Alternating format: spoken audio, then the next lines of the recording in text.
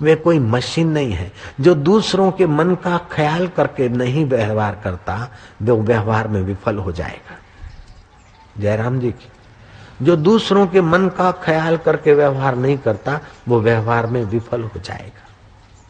और जो दूसरों के मन का ख्याल करके दूसरे के मन को संभालता हुआ व्यवहार करता है वो चाहे छोटे से छोटा आदमी है फिर भी बड़े से बड़े व्यवहार करने में सफल हो जाएगा।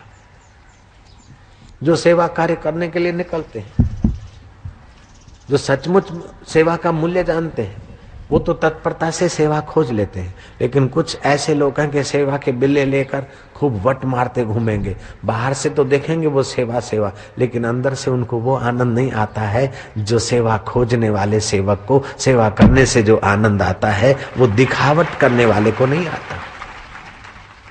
जरूरी नहीं है कि जिन्होंने सेवा की वे सारे के सारे मंच पर फुलहारा अर्पण करने को पहुंच गए होंगे। नहीं, ये जरूरी नहीं कि जो सेवा करते सबके पास बिल्ले होंगे, संभव नहीं है। लेकिन जिन्होंने भी सेवा की होगी इस देवी यज्ञ में उनके अंतर आत्मा ने तो देखा होगा। जिन्होंने कुछ भी किया होगा इस देवी कार्य के लिए, चाहे उनको मैंने कुछ न धन्यवाद दिया, किसी ने शाबाश नहीं दी, लेकिन उनका निष्काम कर्म होगा तो उनका अंतरात्मा उनको संतोष देता होगा और दिखावट होगी तो अंतरात्मा खोखला होगा। बिल्कुल सच्ची बात है। परसों एक घुस गया था समिति को चकमा डाल के, कोटा का आया था, वीआईपी में घुस गया। उनको बोला कि कोटा में बापू मेरे पास रहते, मैंने ये जमीन खोजी है, मैं ये आश्रम बना रहा हूँ, मेरा हार पहनाने में नाम लिखो। वो आ गया, मैंने उसको देखा, ये तो 2 नंबरी आदमी। उसका हार तो मैंने ले लिया और फिर मेरे सचिव को डांटा कि तू इधर कैसे आया। सचिव ने फिर समिति वालों को डांटा। तो कई लोग तो ऐसे ही घुस मार जाते हैं जयराम जी की, ताकि लोगों के सामने हार पहनने का अवसर आए। उस हार से वो मजा नहीं आएगा जो अहंकार को हराकर परमात्मा के नाते हार पहराते हैं, तो और मजा आएगा। सेवा के नाते पहराते, हार देने में मना नहीं, हार प्रसाद रूप में ले जाने में हम स्वयं देते हैं, लेकिन उसके साथ साथ जो बीच में घुस घुस के आगेवानी करते हैं उनको मैं सावधान करता हूं। दिखावे से कुछ नहीं मिलता। जितना तुम बिना दिखावे के उसको संतुष्ट करते हो, सेवा करते हो, कोई के उत्साह के लिए आप दिखावे का अवसर मिलता, करो, थोड़ा दिखावे में आओ, लेकिन आपका लक्ष्य होना चाहिए कि अंतर आत्मा संतुष्ट हो, मेरा कर्म कर्म योग बने, प्रभु की प्रसन्नता आगे। हार पहराने के बहाने मुझे सत्संग मिला, मैंने पहराया, मुझे बाबा जी ने प्रसाद दिया, वाह। ऐसा करके आप करते हो तो आनंद है, लेकिन इधर से उधर से झूठ कपट धड़क दबाव करके लोगों के सामने हार पहना और फिर कैंची चलती रही तो वो हार पहनाना भी किस काम का और हार पहनना भी किस काम का। तेरा तो अहम हार जाए, तेरा तो पाप हार जाए और परमात्मा की जीत हो जाए तो ये भला है। उसका मतलब ये भी नहीं है कि जो हार पहनाने आते सब ऐसे हैं, ऐसी बात नहीं। कभी कभी कोई घुस जाता है। देखो आप लोगों के लिए मैंने सेफ साइड कर दिया सर, जयराम जी की। 1-2 आदमी गलती करे तो उसका मतलब ये थोड़े कि सब ऐसे हैं। तो आप कर्म करिए अंतर आत्मा को संतुष्ट करने के लिए। आप अहम को पोषने के लिए या किसी को नीचा दिखाने के लिए या किसी को कुचलने के लिए कर्म करते हैं तो वो कर्म बंधन हो जाता है। आप पुलिस वाले हैं चाहे पुलिस ऑफिसर हैं, आपकी ड्यूटी है तो समाज की सेवा हो, यातायात की सेवा हो, चोरों से, डाकुओं से, लोफरों से, बहू बेटियों की, समाज की रक्षा हो, उसमें आपको तत्पर होना चाहिए। ऐसा नहीं कि आप पगार भी ले रहे हैं और उनके यहाँ से हफ्ता भी ले रहे हैं, ये कर्म आपको देर सबेर बांधेगा। जयराम जी की। कर्म करो, लेकिन कर्म मुक्तिदायी कर्म करो।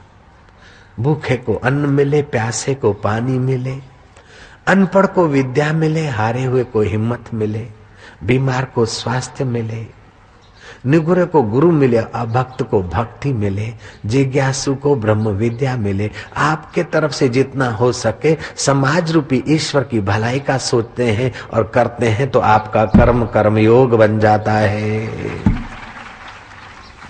मैंने सुना था कि भोपाल में अभी अभी कौमी रमखान हुआ था, तो बड़ी बड़ी दुकानों को आग लगा दी गुंडों ने। फिर क्या हुआ कि फायर ब्रिगेड वाले नहीं पहुंचे, क्योंकि उनको पता था कि आग लगने वाली है। गाड़ी के व्हील निकाल के बैठ गए। खुदा खैर करे, बंदा लहर करे, अपने वालों ने जलाया है तो जरा जलने दो, क्यों जाना। जयराम जी की करोड़ों करोड़ों रुपए की दुकानें जल गई। तुमने नौकरी तो की, लेकिन नौकरी के साथ अपना बंधन बना लिया।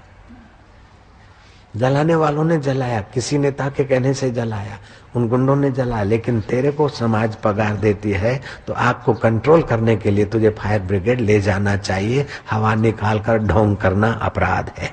बिल निकाल कर बैठ जाना या इंजन को इधर उधर करके बैठ जाना, ये तुम्हारे लिए बहुत मुसीबत तुमने खड़ी कर दी। उसका फल आज नहीं तो कभी न कभी मिलेगा।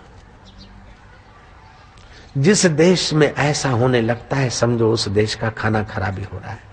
और जो आदमी अपना अपना कर्तव्य तत्परता से पालता है, समझो वो जाति, वो व्यक्ति, वो देश उन्नत होने वाला है। एक जापानी आया था हिंदुस्तान में, मध्य प्रदेश में ट्रेन में यात्रा कर रहा था। से 4-5 साल पहले की बात है। एक बार में ये बात आई थी। उस जापानी ने गन्ना लिया और गन्ना, चालू ट्रेन में गन्ना खाते खाते गन्ने के छिलटे इस ढंग से उसने काटे कि वे छिलटे व्यर्थ न हो। मुसाफरी में और कोई काम नहीं था तो गन्ने के छिलटे उसने ऐसे ढंग से गूंथे कि एक छाबड़ी बना ली। जितने में गन्ना लिया उससे 10 गुने मूल्य में उसने छाबड़ी बेच ली और गन्ना मुफ्त में खा लिया। ये जापानी आदमी का व्यवहार है। और हम करते तो क्या करते, रेलवे स्टेशन पे गन्ना खा के थूकते जाते, वहां मक्खियां बढ़ती। झाड़ू वाला भी बोले अपने झाड़ू क्या लगाना, लोग तो गन्ना करके जाते हैं, अपना तो हाजिरी पूरी हो गई। मुकरदम देख रहा है, थोड़ा झाड़ू लगा, बाकी चाय पीते रहे, गप्पे हाँकते रहे। ये मेरी ड्यूटी नहीं, फलाने की ड्यूटी है। स्टेशन पर कचरा, अस्पतालों में कचरा, न्यायालयों में कचरा और गंदगी, और तो क्या महाराज सड़कों के आसपास जहां से कचरा उठाना चाहिए वहीं कचरे के ढेर पड़े, बदबू आ रही है। बड़े बड़े फ्लैट हैं और ऐसी बदबू, ऐसी उनकी व्यवस्था होनी चाहिए।